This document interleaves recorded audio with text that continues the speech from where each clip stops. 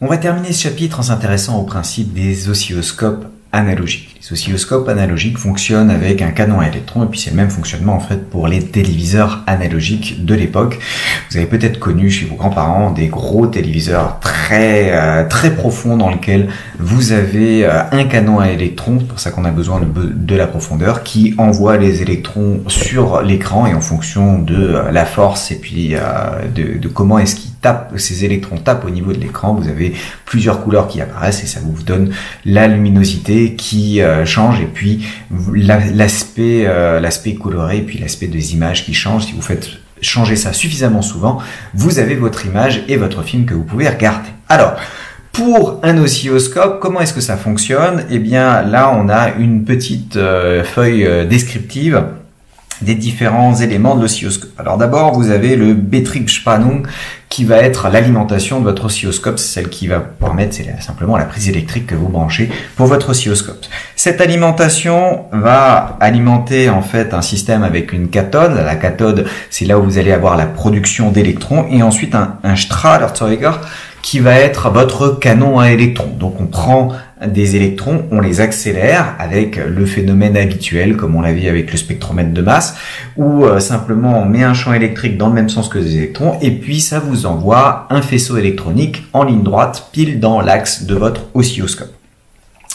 Une fois qu'on arrive ici, vous avez deux types de plaques, des plaques horizontales et des plaques verticales. Les plaques horizontales vont servir pour essayer de déterminer la tension et donc visualiser la tension comme déplacement sur la verticale au niveau de votre écran. Et les plaques horizontales vont se débrouiller pour faire le déplacement temporel. Alors comment est-ce qu'on fait? Vous voyez que Signalangang, c'est l'endroit où votre signal rentre dans votre oscilloscope avec un Verstärker, c'est un amplificateur de votre signal et puis vous imposez du coup de la tension à ce niveau-là. Et quand vous changiez en fait de calibre, donc les nombres de volts par division qu'on peut voir sur les oscilloscopes analogiques, bah ça changeait en fait l'élément multiplicatif dans cet amplificateur et vous amplifiez plus ou moins le signal qui était amené sur les deux plaques qui étaient là et donc la déviation était plus ou moins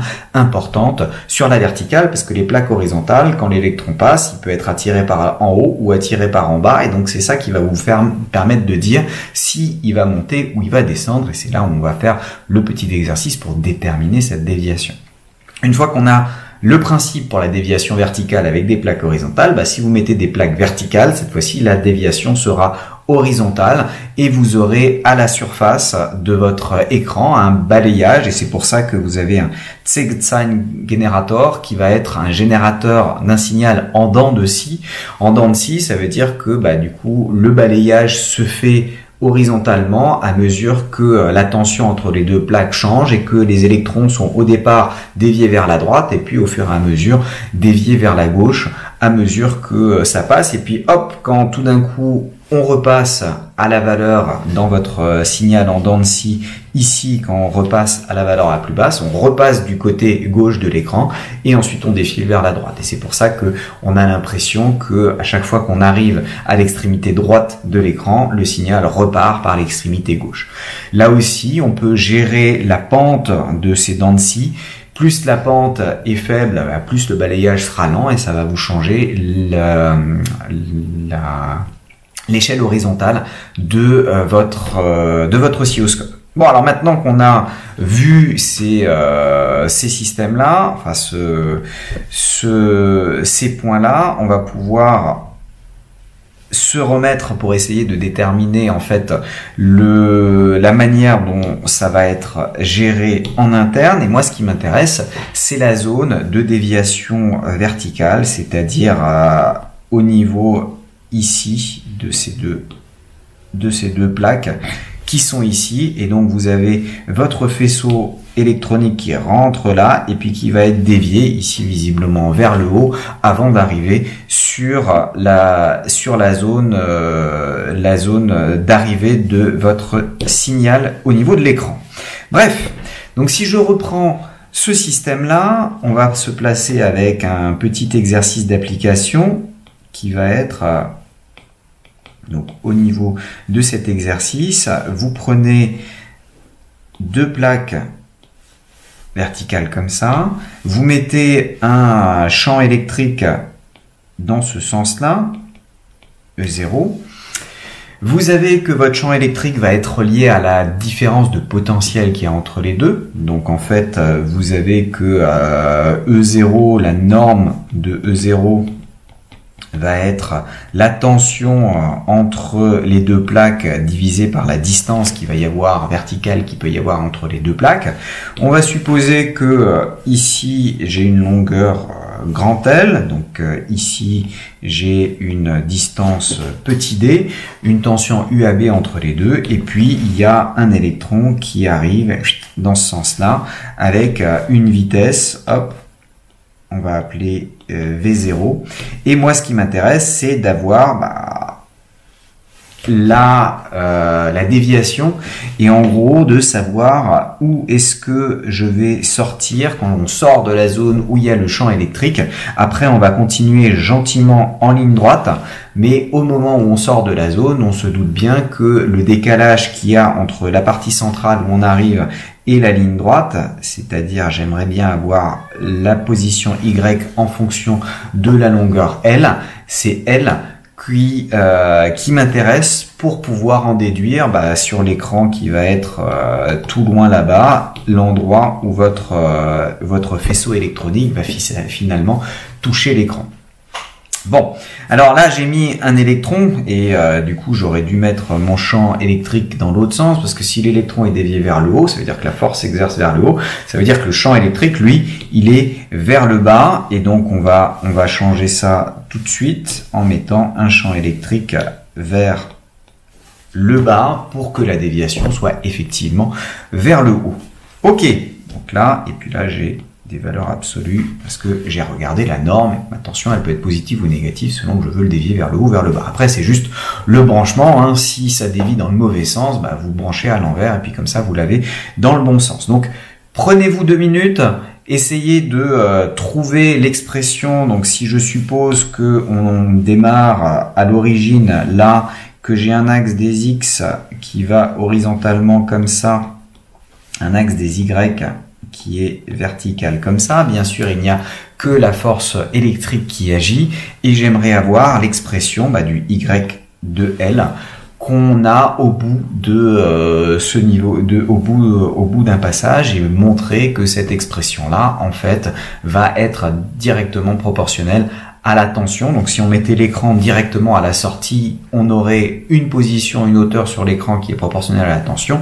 Et vous vous doutez que si on met l'écran un tout petit peu plus loin, ce sera pareil, étant donné qu'on continue en ligne droite. Donc si la déviation est moins importante, si l'angle de la vitesse du coup est moins important, vous aurez une hauteur au niveau de l'écran qui va être moins importante aussi. 2 minutes et après on fait la correction.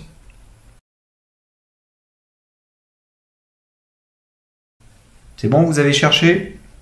Alors, si on regarde ce qui se passe, notre système, le système considéré, ça va être l'électron de masse petit m et de charge qu'on va noter du coup -E. Le référentiel, et c'est le référentiel dans lequel vous avez mis votre oscilloscope, donc le référentiel du labo. Et au niveau de l'inventaire des forces qui s'exercent sur votre système, vous avez juste la force électrique qui va s'écrire la charge, c'est-à-dire -E multiplié par le E0. Et le E0 va dépendre en fait de la tension qu'on a imposée et on verra ça après à quel niveau on va le placer. Et donc ce E0, on peut aussi écrire que c'est E0 selon EY avec ici sur mon dessin un E0 qui va être négatif puisque j'ai choisi de mettre la flèche vers le bas pour que l'électron y parte vers le haut. Vous verrez que normalement il y a un moins qui va finir par apparaître et on va pouvoir raisonner sur ce moins pour se ramener à cette expression. Donc si j'applique la relation fondamentale de la dynamique, elle me dit que la masse de l'électron fois l'accélération de l'électron, c'est égal à la somme des forces, ici juste la force électrique. Donc ça va s'écrire moins E0 selon EY. Or, mon accélération, j'ai une accélération à la fois suivant X et suivant Y. Donc, elle va s'écrire M X point EX plus Y point EY. Bon, si je fais les projections de cette accélération, je peux faire deux projections. Une sur EX. Donc sur EX, le terme de gauche me fait apparaître uniquement le terme en X point, étant donné que EY scalaire EX, ça vous donne 0. Donc à gauche, j'ai MX point. Et à droite, vous avez que du EY. Résultat, vous n'avez pas de, le produit scalaire avec EX vous donne 0 et donc il n'y a aucune force qui agit suivant X. C'est normal, vous n'avez pas d'accélération horizontale, contrairement à la première zone de l'oscilloscope dans laquelle vous êtes obligé d'accélérer dans votre canon à électrons pour avoir les électrons qui sortent à une vitesse raisonnable et donnée. Et ça donne ce V0. Donc, j'ai mon X point qui doit être égal à une constante, étant donné que X point est nul. J'ai la valeur initiale de la vitesse, puisque vous voyez que ici, votre vitesse, elle vaut V0. Et donc, la vitesse, initialement, donc vous avez que V0, il s'écrit V0EX. Donc la constante, automatiquement, ça va être le V0 puisque votre vitesse est entièrement suivant X au moment où l'électron rentre à l'intérieur des deux plaques qui sont horizontales. Donc ça c'est ma première projection. Maintenant si je fais la projection sur Y, j'ai à gauche le terme juste en Y point qui va rester parce que cette fois-ci le terme en X point, le EX scalaire EY vous donne 0. Donc je me retrouve avec du MY point, MY point à gauche et à droite EY scalaire EY ça fait 1 donc j'ai du moins E0. Quand je l'intègre, ça me donne, alors on va le mettre à la dérivée seconde qui vaut moins E0 sur M. Donc quelle est la fonction dont la dérivée est constante? C'est une fonction affine. Donc la dérivée seconde, c'est la dérivée de Y point. Donc Y point doit s'écrire moins E0 sur M fois T plus une constante. Or, Y point de 0, c'est égal à 0. Et c'est aussi égal à la constante, puisque il n'y a que t, quand t égale 0, il ne nous reste plus que cette constante. Donc cette constante doit être nulle. Donc j'ai y point finalement qui est donné simplement par ça. Reste à savoir maintenant quelle est la fonction dont la dérivée, c'est une droite affine, voire même une droite linéaire. C'est simplement une parabole, donc j'ai y de t qui va s'écrire moins E0 sur M, t carré sur 2, plus rien fois t, plus une constante qui va être la position initiale. Et étant donné que y de 0 c'est égal à 0 et que y de 0 c'est censé être cette constante, puisque vous voyez que quand t est égal à 0, ce terme-là disparaît. Donc, vous avez que finalement, mon y de t, il s'écrit moins E0 sur M, t carré sur 2. Bon, il ne me reste plus qu'à savoir quel est le temps qui est passé à l'intérieur de votre système.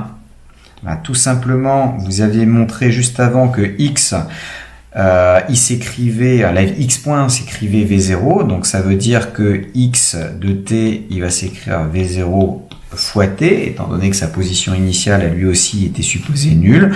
Donc x, il vaut V0t, d'où un temps t qui s'écrit x sur V0, et en l'occurrence, le temps de parcours, ce sera grand L sur V0, puisque c'est en grand L que ça m'intéresse. Donc je peux d'abord trouver la trajectoire, et on retrouve comme d'habitude pour un mouvement à accélération constante une trajectoire qui va être une trajectoire gentiment parabolique quand on a bien choisi les unités, les axes pour l'exprimer. Donc j'ai E0 sur M fois x carré sur 2v0 carré. Ok, donc ça me donne ma trajectoire, et finalement